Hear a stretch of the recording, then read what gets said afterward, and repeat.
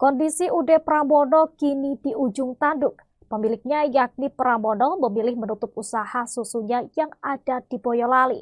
Ribuan peternak sapi perah yang menjadi mitra pun terancam penghasilannya. Usaha Pramono yang ada di Desa Singosari, Kecamatan Mojosongo akan ditutup karena masalah pajak.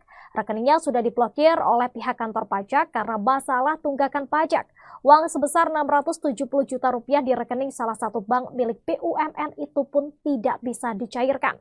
Padahal uang ini sebagian milik 1.300 peternak sapi perah yang menjadi mitranya.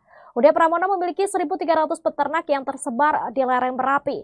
Adapun ribuan peternak ini tersebar di 5 kecamatan di Boyolali dan 1 kecamatan di Klaten. Nasib para peternak sapi perah yang susunya dibeli dengan harga paling tinggi itu pun kini di ujung tanduk.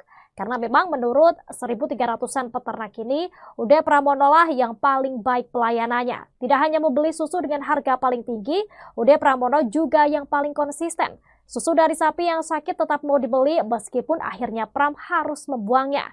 Tidak pernah ada masalah soal pembayaran susu dengan petani, Pram juga tidak pernah membebankan peternak jika susu yang akan disetorkan ditolak oleh pabrik.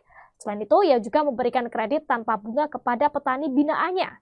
Namun tak lama lagi, 1.300 peternak sapi perah bakal kehilangan kenyamanan dan kesejahteraan. Bak disambar petir di siang bolong, Pramono mengumumkan bakal menutup usahanya. Pramono mengatakan tidak lagi menerima susu dari peternak yang lalu menyetorkannya ke industri pengolahan susu alias IPS. Pramono juga sudah berpamitan dengan 2 IPS besar yang menjadi muara susu dari peternak ini. Pram sapaannya belak-belakan mengenai pajak yang dibebankan untuknya ini. Bermula pada 2020, kantor pajak memeriksa pajak untuk tahun 2018. Pada awalnya, Pramono dibuat syok dengan nilai pajak yang harus ditanggung mencapai 2 miliar rupiah. Dia yang keberatan akhirnya beban pajak diturunkan menjadi 671 juta rupiah. Nominal itu baginya masih memberatkan, karena selama ini ia tidak mengambil untung dari penjualan susu. Adapun susu dari peternak yang ia beli ini sesuai dengan harga dari IPS.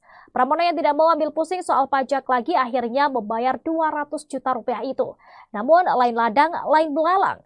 Beberapa waktu kemudian ia kembali mendapatkan panggilan dari kantor pajak pada 2021. Pramono yang capek tidak menggubris pajak itu dan ia tetap menjalankan usahanya dan patuh membayar pajak tahunan ke negara. Tiba-tiba pada awal Oktober, Pramono mendapatkan undangan ke kantor pajak untuk melunasi tanggungan pajak tersebut.